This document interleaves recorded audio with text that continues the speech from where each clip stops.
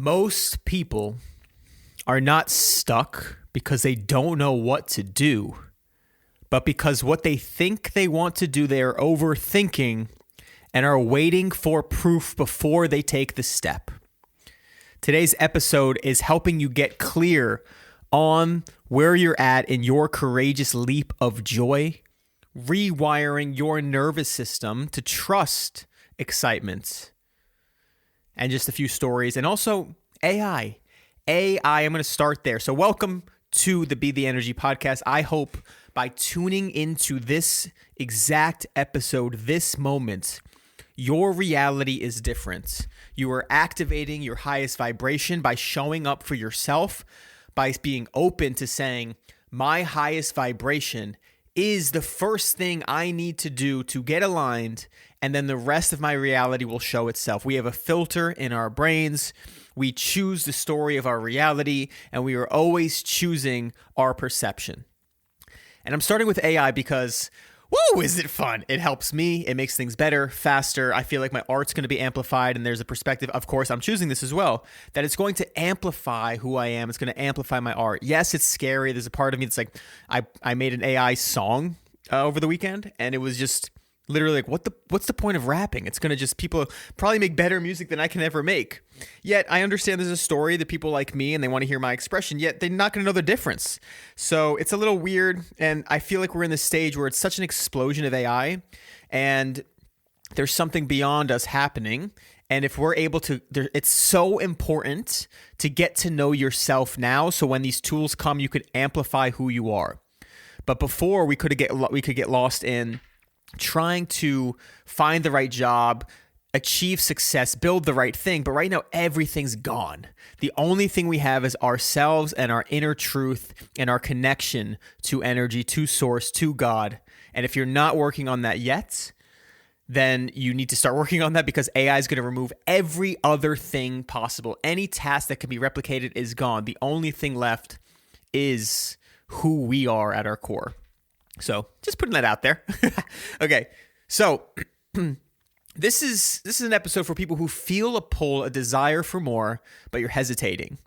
You feel that spark and you question if it's real. And that word question is so perfect to understand. Are you thinking about if it's real?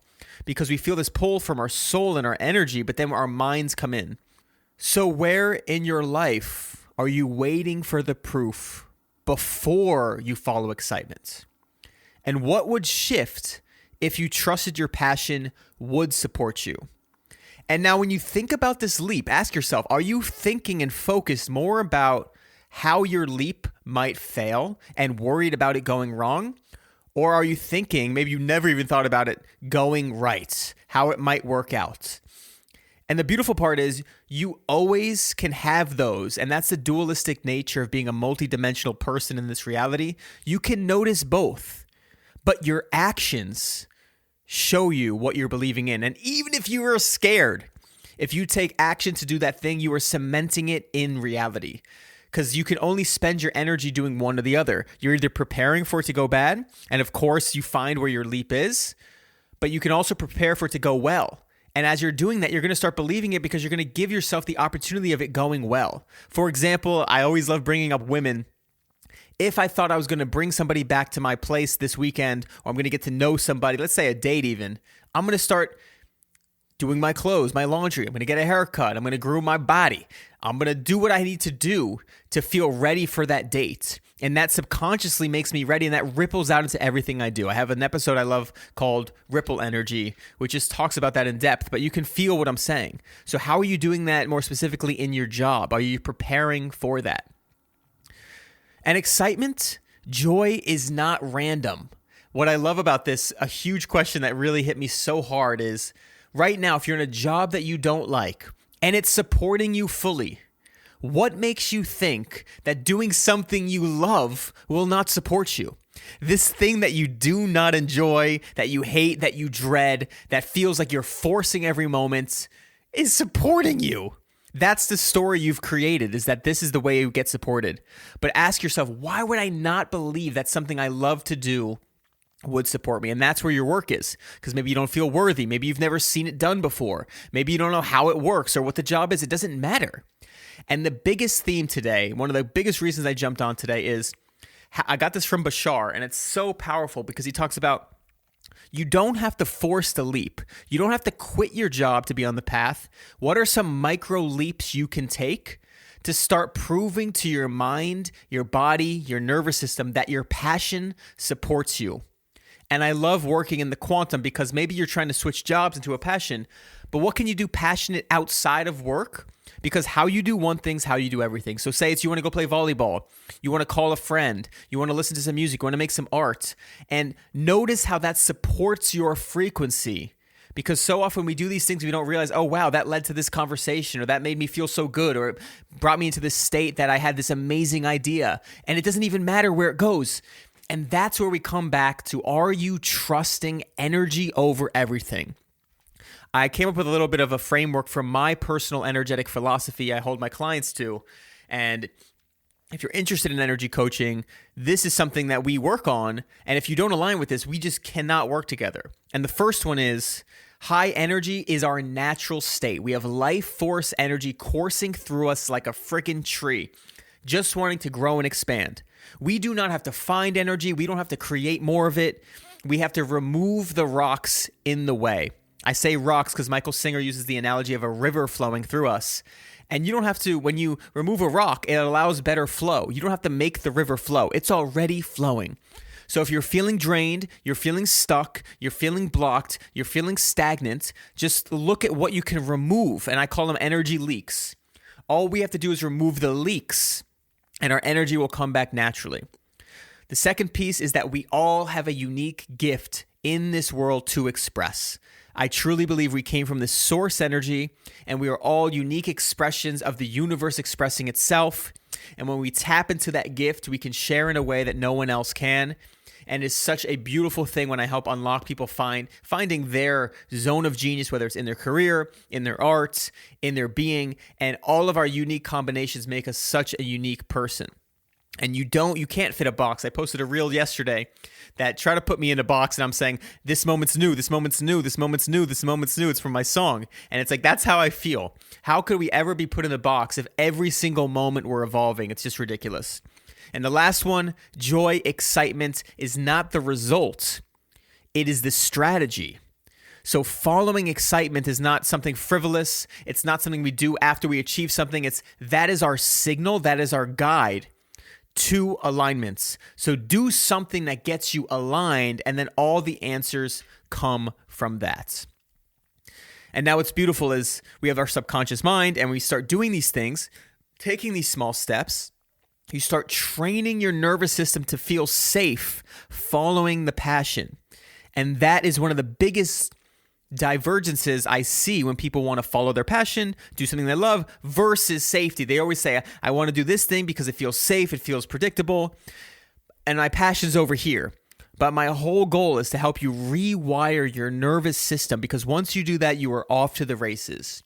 And by the way, all of this saying, there is nothing in the future, there is no place to get to other than now. And you know that. But if you can start to see your dream life, your dream achievements as just removing things in the way, you begin to live more present. You begin to see things completely differently in the now, see the possibility, not the lack, and you start practicing not being anywhere else, not always wanting to be somewhere else than now. So start practicing how to feel that dream life now. And that's a beautiful thing to do.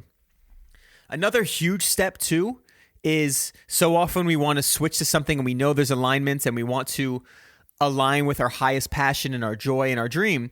But the first step is removing the things that aren't aligned. And like I was saying earlier, this thing that's misaligned is supporting you. But you have to tell the universe, you have to tell yourself, you have to take action by removing that thing that doesn't align. And by definition, you are saying, this does not align with me. I'm letting it go out of my life. And so by definition, you are more aligned. But if you're not, and you're still holding on to this thing, what are you saying? You're saying, I'm allowing myself to be misaligned. And I bring this up because it's really scary, because it seems like you have to let go and create this void. And that void can be scary, but just know logically, by creating that void, you're creating space. So even if you're letting go of something into a complete unknown going forward, you are saying, I no longer resonate with this thing. I am open to what does resonate. So let that be such a logical step. No matter how scary it is, you have to let go of what does not serve you anymore. And a personal practice of mine has been, before I get to the closing questions, I went to a dance party yesterday in the morning. I freaking love LA. 9 a.m. dance party. They had coffee and friggin' electrolytes. God, it's so good. And certain songs just hit me differently. And I'm jumping and I'm just beating my chest. And I'm just feeling it. And my bliss state is radiating through my cells. And the old me would feel a little anxious because I need to capture, I need to express it. I want others to feel it. And my current practice has been just embody it. I'm like, ooh, I just got to experience the highest frequency. And now everything that I do is about embodying that energy and raising my frequency and literally not needing to do a single thing. Trusting that my energy is felt over everything. That bliss state, dancing on the dance floor, feeling so damn good and grateful and present is going to be the greatest move in my business, is going to be the greatest attractor of clients, abundance, prosperity. It's going to be the greatest transmission of my music, of my art. It's going to be the greatest healing of my body because I just got to that state. And that to me creates so much freedom. I feel so incredible. I truly feel like the luckiest man alive. Go check out that song on Spotify, by the way. So that feels so good. So notice that for yourself, where when you're following these passions, they make you feel good. You question, where is this leading you? And just like myself, I used to question, where is this leading? How do I capitalize on this? How do I achieve from this? How do I share this with somebody? But you just felt it. That is all you need. Okay. So now what is one small act of joy that you've been denying yourself? And how can you allow it this week? What would change if you believe joy was the safest path? Am I willing to let the unknown prove how deeply it can support me? This is what I've been doing. My quote has been falling in love with the unknown. If you check my Instagram carousel post recently with me flexing on them, it's just like a picture of me in the mirror and all these different moments from the week. I have written on my mirror, falling in love with the unknown, because not only do I want to embrace the unknown and allow myself to stay in it and not freak out, I want to fall in love with it. The same way you fall in love with a partner. Like every moment you're exploring and excited for everything, the being and the becoming. And this is what I coach on. It's not just mindset, it's not just actions, but it's rewiring your nervous system to hold more of this unknown, to find your clarity, to live with purpose. So all your wealth, all your health, all your relationships are a reflection of your highest vibration. It's about putting your frequency first. And all I require is people to show up fully. It's a 90-day program, is my signature program right now. The Freako system. It's a system for your highest frequency. And you have to feel discomfort. You have to be willing to say, I know something needs to change and I'm afraid and I'm courageous, because such a big step is saying, I'm not waiting for the future to feel ready anymore. I know the time is now. The time will always be now. Even if some future date you finally decide, that time will be now. So if you're ready to take the leap, have space right now, and this is the work. You have to show up vulnerably. You have to be willing to share. You have to be willing to show up every single day, despite how scary it is. And that's what I like about 90 days. It's saying, this step, I'm going to take every single day. Just for 90 days. It helps the subconscious mind say, this is an experiment, and I can go back to my old misaligned ways if I want to. But for this 90 days, I'm putting my freak first. And I know there's an inner energy freak within everyone. And I am inspired to unlock that light. I had this quote today but I reminded myself about it, which is candles. The brighter you shine as a candle, the better.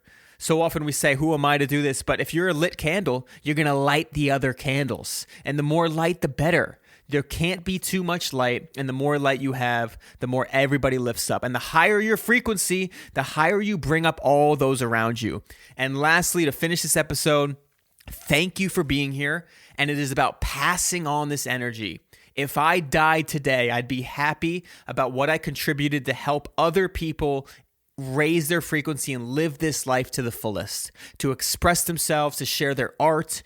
By the way, as a side note, I'll end it on this right here. I believe my music might be my greatest gift to the world. It feels insane to say that, but everything I say, everything I try to share, everything I try to teach is embodied when I make music.